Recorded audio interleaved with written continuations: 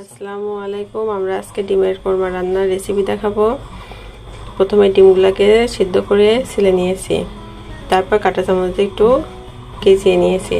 তারপরে এর সঙ্গে দেব, এটা হচ্ছে জিরা, আদা, রসুন, পেঁয়াজ আর ছোট এলাচ বাটা একসঙ্গে বেটে নিয়েছি।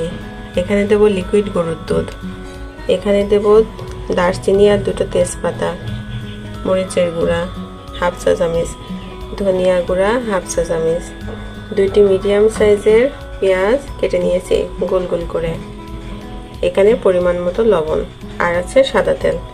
এখন আমরা ভিডিওটি অন করছি। এখন আমরা চুলাটা ফ্রাই প্যান গরম হয়ে গেছে, এখন পরিমাণ মতো সাদা তেল দিব।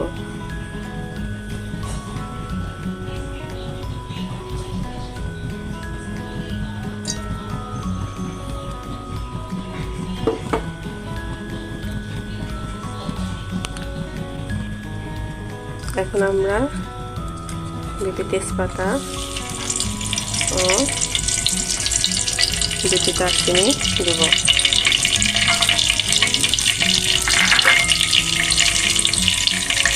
তারপর কেটে রাখা দুটো পেঁয়াজ দিয়ে দেব।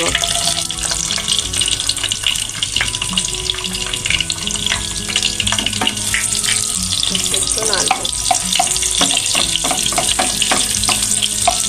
পেঁয়াজটি একটু বাদামি রং হবে।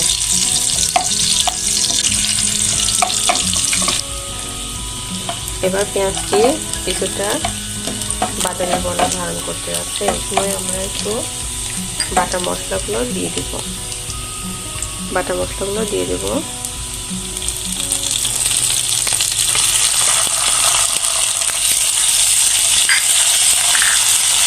তারপর পরিমাণ মতো লবণ,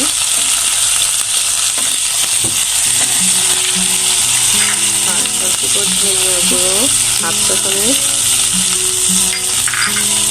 তারপর দেবো 1/4 এক চা চামচের একটু মরিচের গুঁড়া দেব।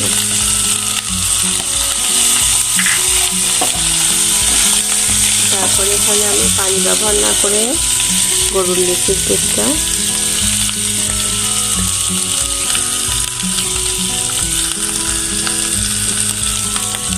সামান্য পরিমাণে দিয়ে দেব, দিয়ে এটাকে মশলাটা ভেঙে নেব।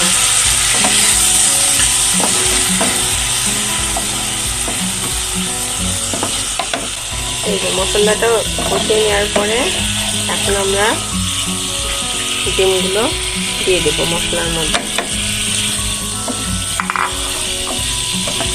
এটাকে একটু কিছুক্ষণ কষিয়ে নিয়ে মশলার সাথে তারপরে বাকি যে গরুর লিকুইড দুধগুলো আছে ওগুলো দিয়ে দেবো।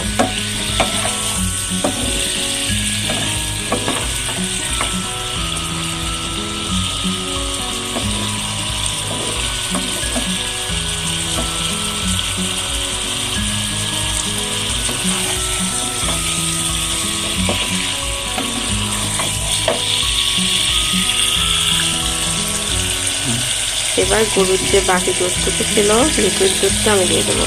আপনারা চাইলে গরুর দুধও দিতে পারেন বা অন্য কোনো ব্র্যান্ডের দুধও ব্যবহার করতে পারেন, এখানে তাতেও হবে। আমি লিকুইড দুধটাই বেশি পছন্দ করি গরুর।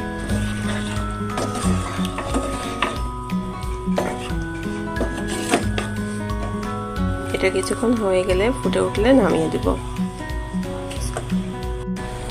ইনগ্রেডিয়েন্টসের মধ্যে কাঁচামরিচ আর ভাজা জিরের গুঁড়োটা দেখানো হয়নি, এখন দেখানো হলো।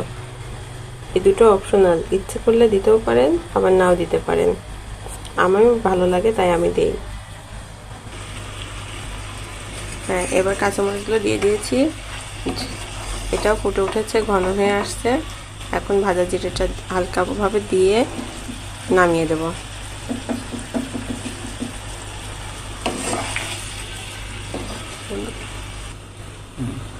সামান্য পরিমাণ চিনি দিব, 1 চা চামচের একটু কম।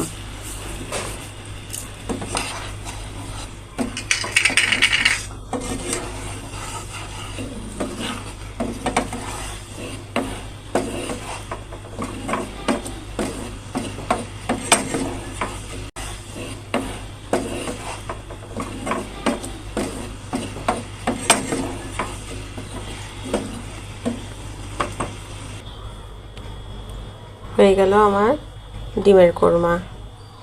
আপনারা ইচ্ছে করলে ঘন ঘনও রাখতে পারেন, ঝোলটা আবার পাতলাও রাখতে পারেন। গার্নিশিংয়ের জন্য একটু লাল মরিচ দিয়ে দিলাম। ভালো লাগলে সাবস্ক্রাইব করবেন এবং লাইক কমেন্টস করবেন। আল্লাহ হাফেজ।